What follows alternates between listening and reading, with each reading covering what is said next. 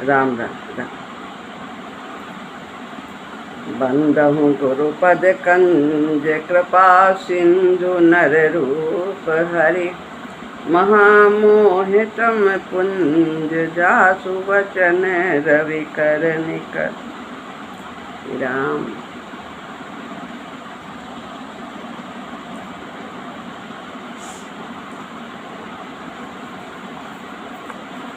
आध्यात्मिक साधन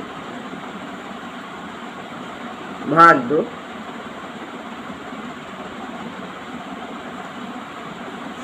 हम सभी देख रहे थे, महाराज जी ने बताया कि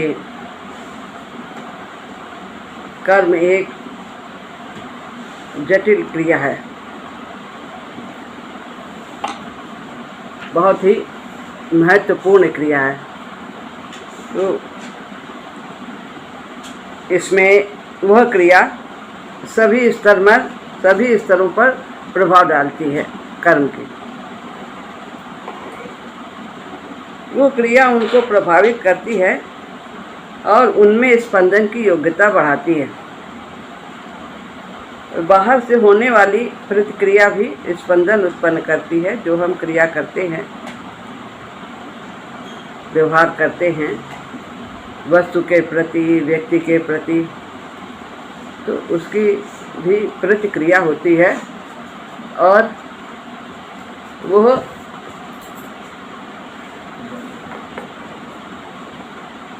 स्पंदन उत्पन्न करती है।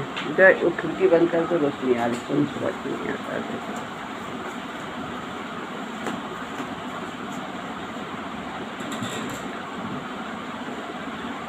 इन स्पंदनों की कोटि पर ही क्रिया का मूल्य हमें आंकना होगा। जो क्रिया उच्च कोटि के स्पंदन उत्पन्न करती है वह विकास की सहायिका होती है। उच्च कोटि के स्पंदन जैसे प्रेम, सेवा, सहानुभूति, त्याग, उदारता, ये सब उच्च कोटि के स्पंदन हैं।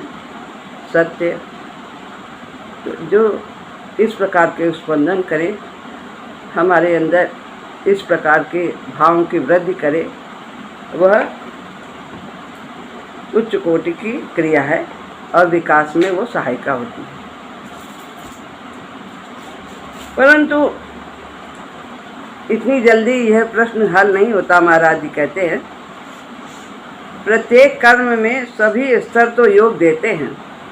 हमारे मन, बुद्धि, इंद्रियां, प्राण सब कुछ ये सहयोग देते हैं, लेकिन सब मात्रा में अलग देते हैं। उनका योग एक मात्रा में नहीं होता है और ना एक कोटि का ही होता है। जैसे कि आगे बताते हैं कि एक कर्म से प्राण तो पुष्ट होता है, परंतु मन दूषित होता है। प्राण यानी कामना जिससे होती है, तो एक कर्म हम ऐसा करते हैं जिससे हमारे प्राण की पुष्टि होती है, मन की कामनाएं पूरी होती है। जो प्राण में कामना होती है, मन भी उसमें सहयोग देता है। तो जैसे हमें देखने की इच्छा है कि हम पिक्चर घूम आएँ, सिनेमा देखें, टीवी देखें, अखबार पढ़ें, बहुत बाहर का बाज़ार का कुछ खाएं, किसी की हम चर्चा सुने, तो ये सब प्राण की है बातें। और तरह तरह की इंद्रियों को पुष्ट करने के अनेक तरह के उपाय हैं, तो उनको करने से प्राण पुष्ट होता है, पर मन दूषित होता है।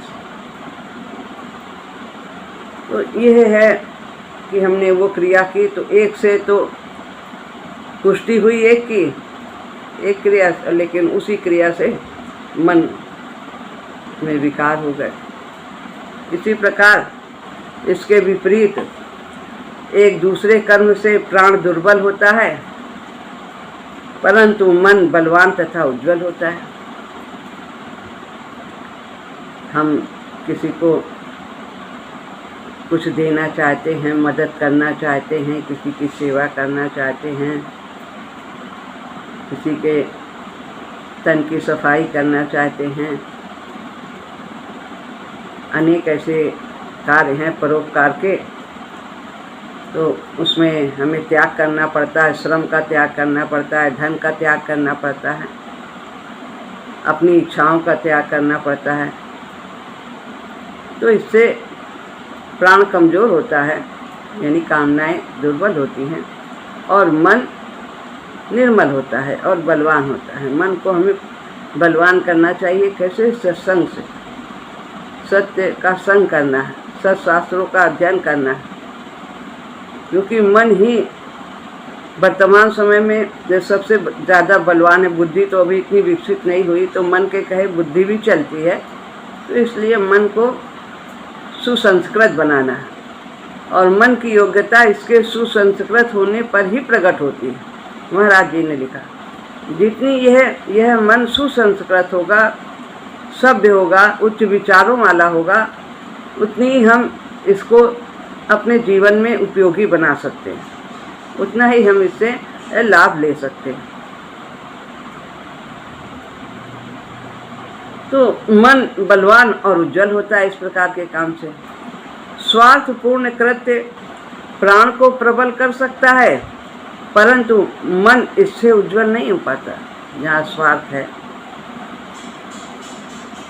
अपना काम बन जाए, दूसरे के कोई चिंता नहीं, तो स्वार्थपूर्ण कार्य मन को और प्रबल करता जाता है और कामनाएं को बढ़ाता जाता है और कामना बढ़ाते जाते, संग्रह और कर लो, भोग और कर लो। लेकिन मन इससे निर्मल नहीं होता है। मन तो सेवा से निर्मल होता है, दूसरों की सेवा करें, अपने प्रत्येक प्राप्त वस्तु का सदुपयोग करें, अपने भी काम में लगाएं जो आवश्यक हैं, उचित हैं स्वास्थ्य और साधना की दृष्टि से, और परहित में भी लगाएं। अपने आँख कान खुले रखें कि किसी को किसी चीज़ की ज़रूरत है और हमारे पास है, हमें उसकी उतनी उपयोगिता नहीं है जितनी दूसरे को है, वो रखे ही है, पड़ी हैं ऐसे, पता नहीं कभी कब काम आए, शायद कभी काम आए कि ना आए, रखे तो वो दूसरों के लिए उपयोगी है, हमें उनके सेवा में उसे अर्पित करना चाहिए।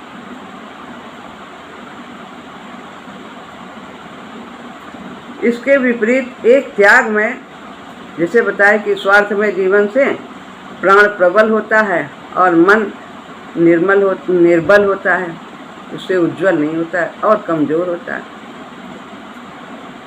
तो इसके विपरीत एक त्याग में कृत्य से व्यक्ति का प्राण क्षीण हो जाए,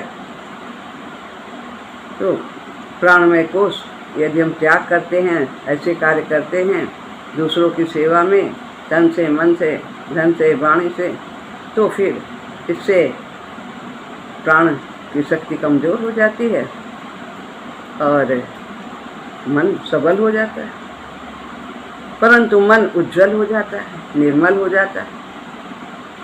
एक जटिलता इस प्रकार से उत्पन्न हो जाती है। महाराज जी कहते हैं कि स्पंदन तो होते हैं सभी क्षेत्रों में, लेकिन सभी एक दूसरे को प्रभावित करते हैं, लेकिन किसी कार्य से कोई अधिक प्रभावित होता है, प्राणमय कोश प्रभावित होता है, तो किसी कार्य से मनोमय कोश प्रभावित होता है। किसी से एक कमज़ोर होता है तो दूसरा सबल हो जाता है, ऐसा बताया। हम यह देख चुके हैं, विकास की धारा ऊपर की ओर प्रवाहित होती है, अतः ऊपर के सूक्ष्म स्तरों का महत्व विकास क्रम में अधिक है। जो ऊपर के केंद्र हैं वे अधिक विकसित हैं। ऊपर के केंद्र कौन कौन से हैं? सहस्रार्थ है, आज्ञा चक्र है, विशुद्ध चक्र है, अनहद चक्र है, ये 4 हैं। ये जो नीचे के हैं उनकी अपेक्षा अधिक विकसित है। तो इस प्रकार नीचे के जो हैं मणिपूरक, स्वाधिष्ठान और मूलाधार, ये नीचे के केंद्र हैं। ये ऊपर की केंद्रों की अपेक्षा ये विकसित कम होते हैं, इनमें विकार ज़्यादा होता है। अतः ऊपर के सूक्ष्म स्तरों का महत्व विकास क्रम में अधिक है। इसलिए जिन कर्मों का प्रभाव ऊपर के स्तरों को चेतन करने वाला, विकसित करने वाला होगा, वो कर्म इस दृष्टि से अधिक मूल्य वाले होंगे। दूसरे कर्म इसके विपरीत कम मूल्य वाले होंगे। ऐसे कर्म जो हमारे हृदय क्षेत्र को विकसित करे, आज्ञा चक्र को, कंठ चक्र यानी विशुद्ध चक्र, सहस्त्रार चक्र, इनको अधिक विकसित करे, तो वे अधिक मूल्य वाले कर्म हैं। तो इनसे कौन से कर्म से ये विकसित होंगे? ये सतोगुणी कर्म से अधिक विकसित होंगे।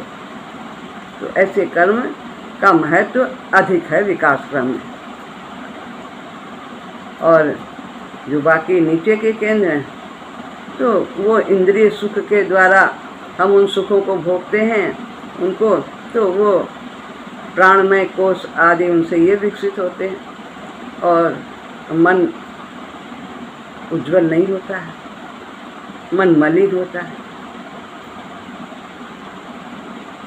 भागवती चेतना, समाधि चेतना, मनोमय चेतना, प्राणमय चेतना, स्थूल शरीर, ये क्रम है। ये ऊपर से नीचे की ओर के क्रम है।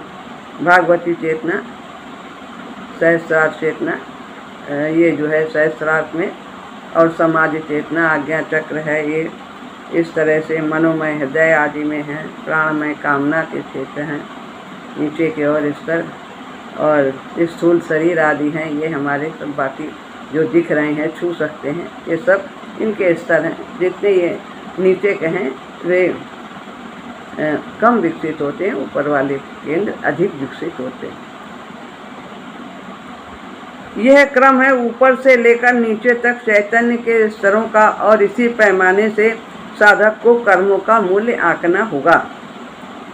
जीवन तथा कर्म के प्रयोजन को न भूलना होगा। मूल्य आंकने में ये ध्यान रखना है कि हमारे जीवन का मुख्य उद्देश्य क्या है और हमारे कर्मों का क्या मूल्य है, हम इससे क्या पा सकते हैं, कर्म से हम क्या पा सकते हैं।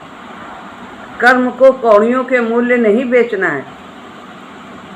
तो ऐसी भावना से हमें कर्म करना है, अपने कर्तव्य करना है कि हम यहाँ का भी बना लें, यह लोग भी बना लें और परलोक भी बना लें, हमारा विकास हो, भागवती चैतन्य का विकास हो, समाधि चैतन्य का विकास हो।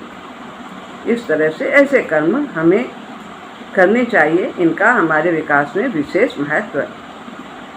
तो कहते हैं मूल्य आंकने के समय जीवन के उद्देश्य को नहीं भूलना है। मूल्य हम ऐसे ना आंकें कि रुपया बहुत आ गया है, पैसा इससे काम करे, ये फ़ायदा होगा, उसको नहीं देंगे तो और ज़्यादा बचत हो जाएगी और फ़ायदा हो जाएगा और संग्रह हो जाएगा।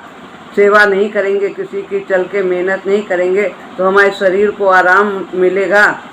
तो ये सब मूल्य इससे नहीं आके, उद्देश्य जिस कर्म से हम अपने उद्देश्य की ओर तेजी से बढ़ सकें, ऐसे हमें मूल्य इन बातों से आंकना चाहिए जो विकास क्रम में हमें तेजी से आगे ले जाएं।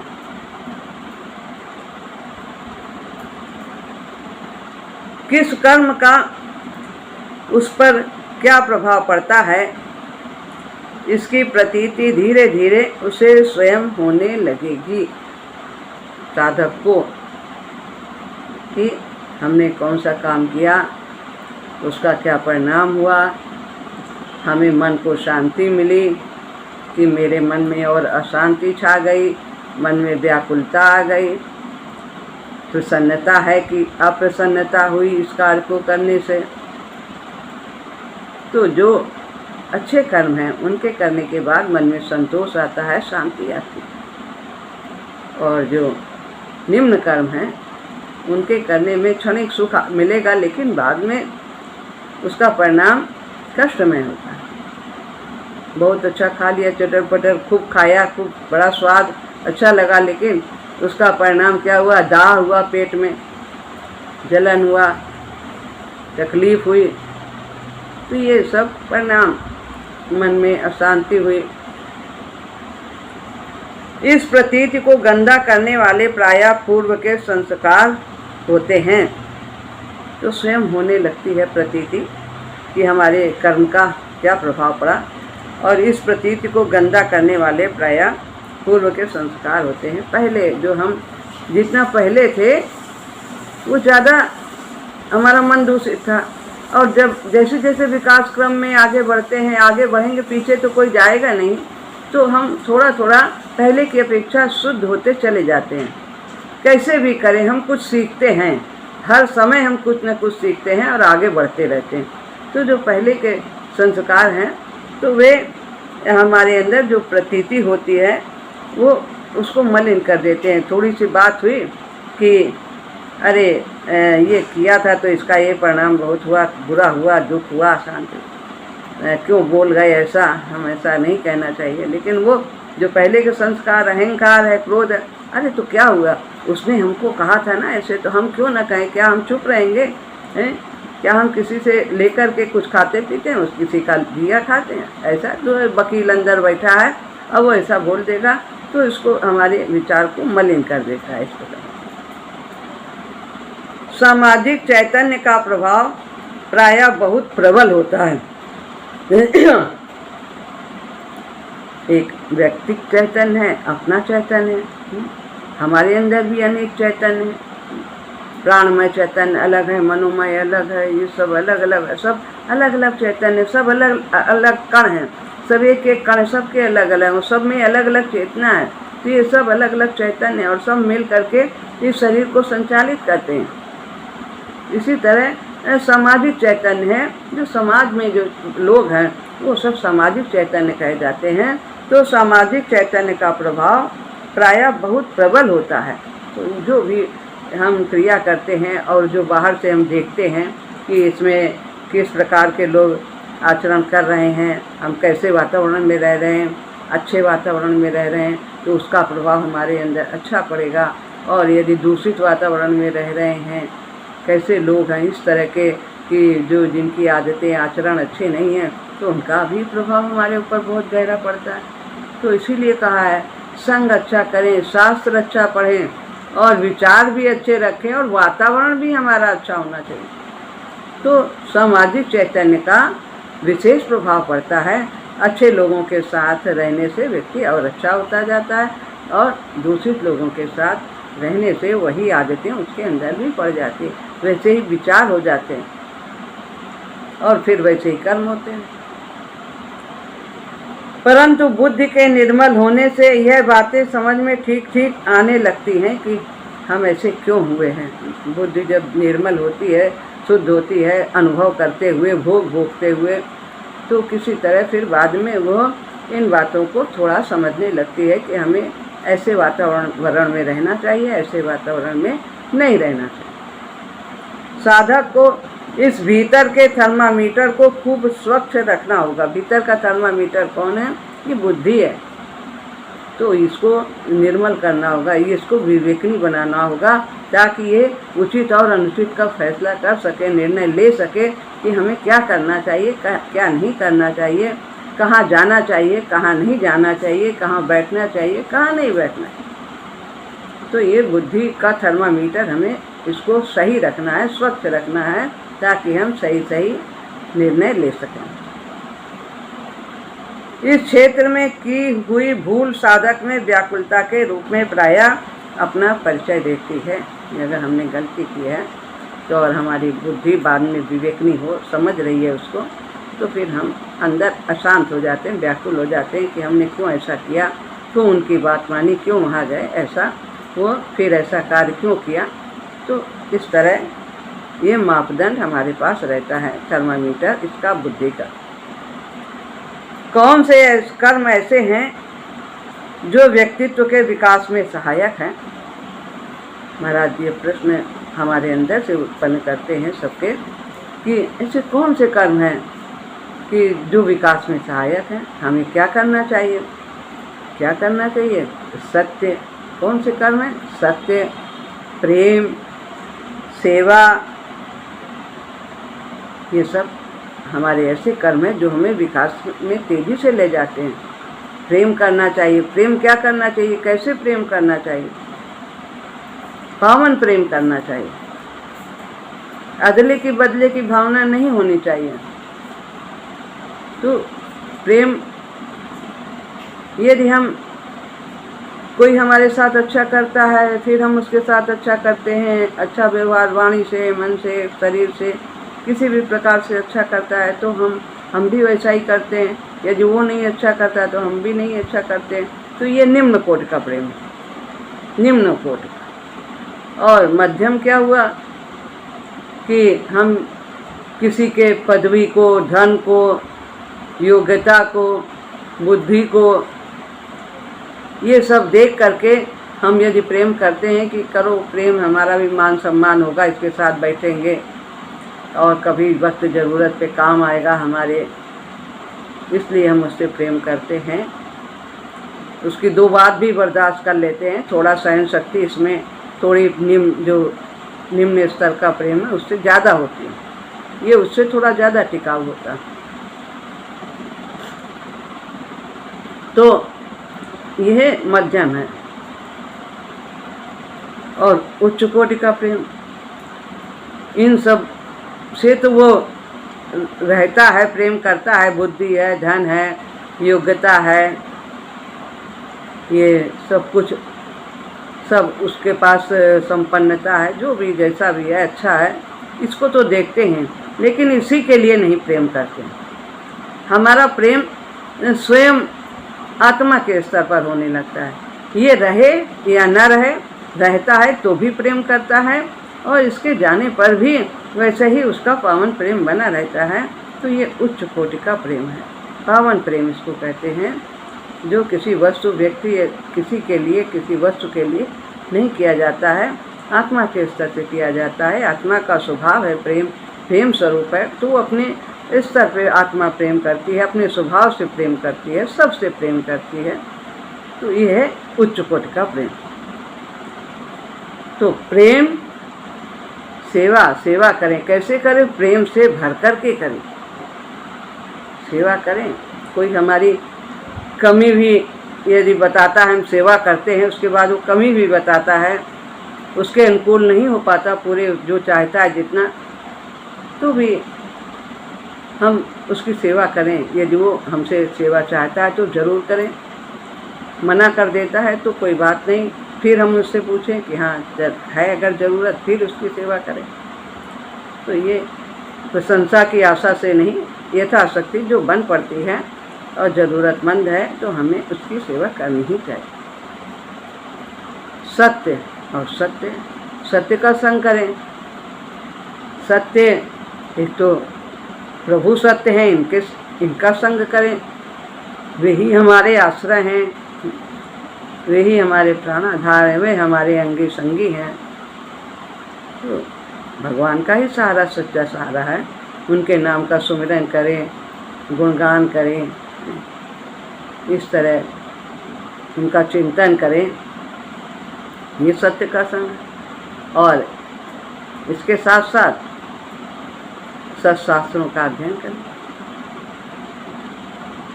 उनके गुरुदेव के वचनों में विश्वास रखें और वाणी के ही सत्य को, महाराज जी कहते हैं मैं पूर्ण सत्य नहीं मानता कि हमने एकदम सही सही बात कही है, चाहे किसी को बुरी लगे चाहे कोई अच्छी लगे, पर हमने तो सही बात कही है, जैसा उसने कहा है जैसा वैसा ही हमने कहा, वही वही शब्द कहे।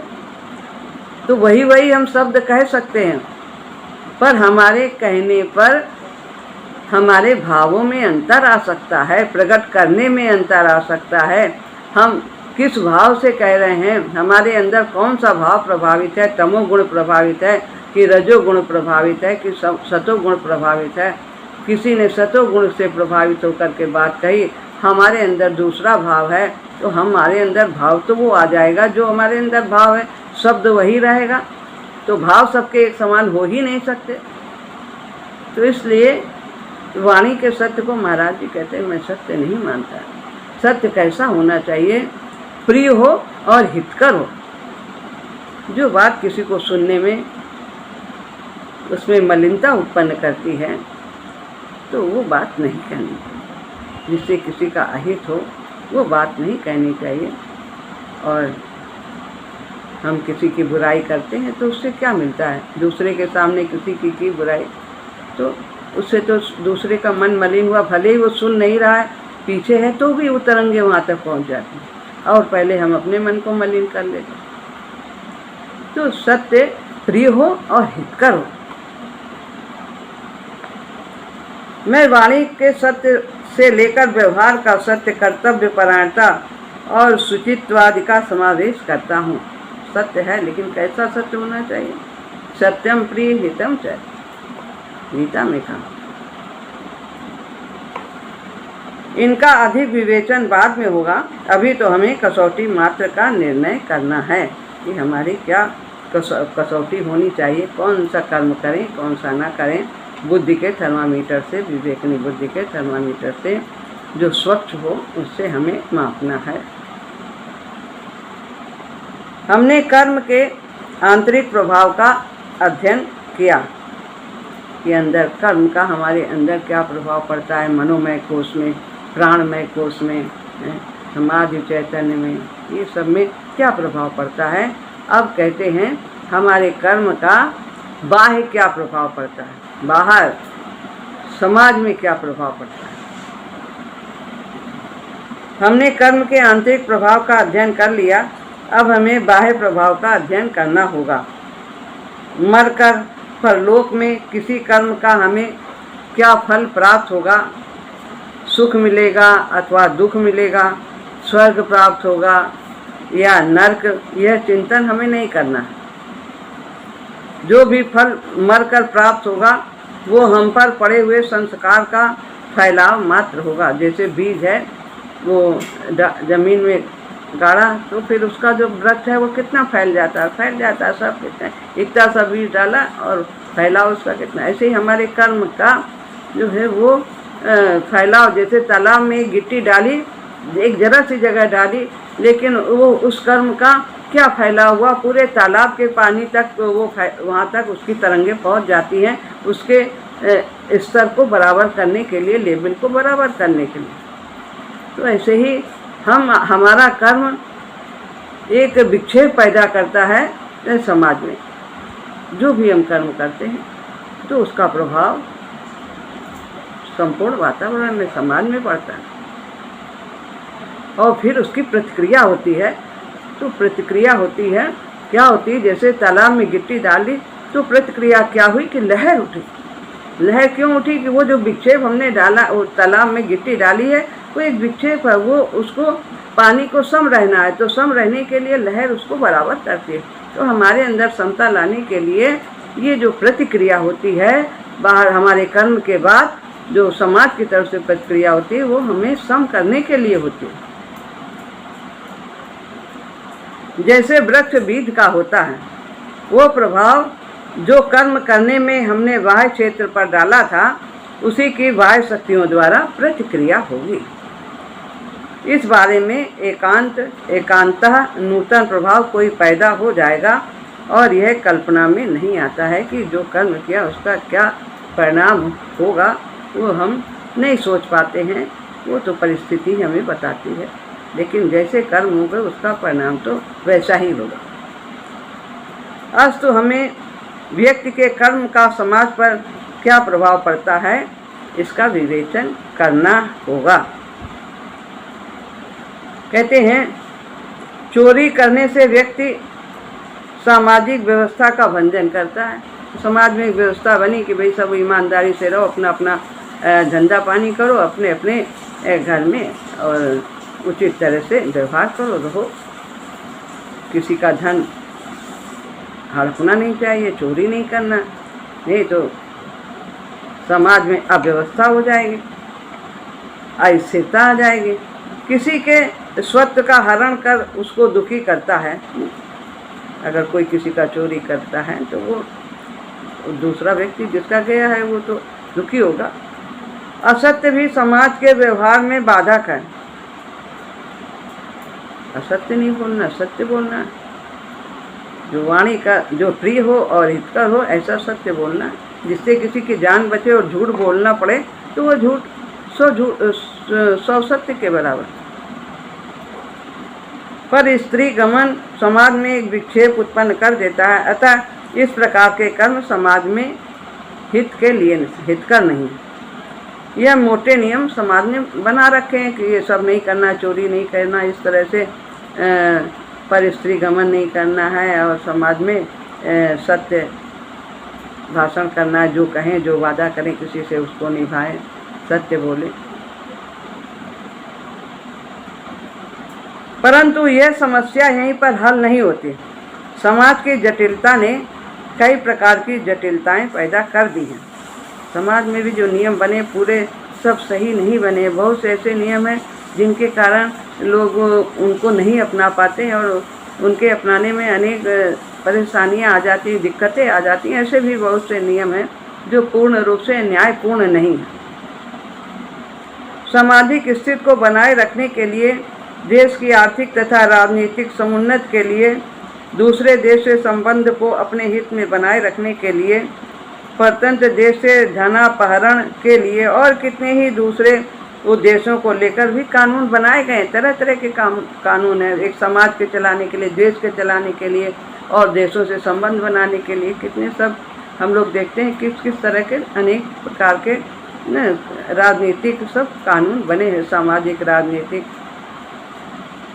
और उनके भंजन के लिए भी व्यक्ति उतना ही दंड होता है। अगर नहीं नियम पालन करते तो दंडित किया जाता है। कितने हैं, कहीं पकड़ लिए जाते हैं, हवाई जहाज में ले जाते हैं, कुछ वहाँ पकड़े जाते हैं, क्या क्या होता है। जितना नैतिकता के प्रसिद्ध आचरणों के तोड़ने पर, तो ये सामाजिक नियम है, इनको तोड़ोगे तो भी दंड मिलेगा। और नैतिकता आचरण अगर हमने जो पहले पढ़ा है तो उनके लिए भी यदि हम उन नियम के अनुसार नहीं चलते हैं तो भी हमें समाज दंड देता है। उसमें भी हमारा आचरण भी अच्छा होना चाहिए। और इस पर पेचीदगियाँ यह है कि एक सीमा तक समाज की व्यवस्था ही ऐसी है कि उन प्रसिद्ध नियमों का भंजन व्यक्ति को करना ही पड़ता है। नहीं दोगे काम ही नहीं हो रहा, रिश्वत नहीं दोगे काम नहीं होता, नहीं देंगे पड़े रहो, बार बार आओ जाओ और रिश्वत लेना पाप है, पकड़े गए तो दंड मिलेगा। ऐसे व्यवस्था। ऐसी दशा में व्यक्ति का, साधक का क्या कर्तव्य है? ऐसे समाज में रहता हुआ साधक अपने व्यवहार को किस नियम के अनुसार ढाले, यह एक प्रमुख समस्या है कि क्या करे वो क्या न करे। इसकी समाज को बदल डाले, समाज को बदलने की उसमें शक्ति नहीं है। वो बदलेगा समाज बदलने में, फिर उसका जीवन इसी में लग जाएगा। फिर जो करने के लिए आया है वो नहीं कर पाएगा, अपने उद्देश्य परमात्मा की प्राप्ति नहीं कर पाएगा। इतने बड़े समाज को वो अकेले नहीं बदल सकता है, उसमें क्षमता नहीं। तो इसलिए आगे महाराज जी इसके बारे में बताते हैं, वो हम कल फिर सुनेंगे महाराज जी की। श्री राम।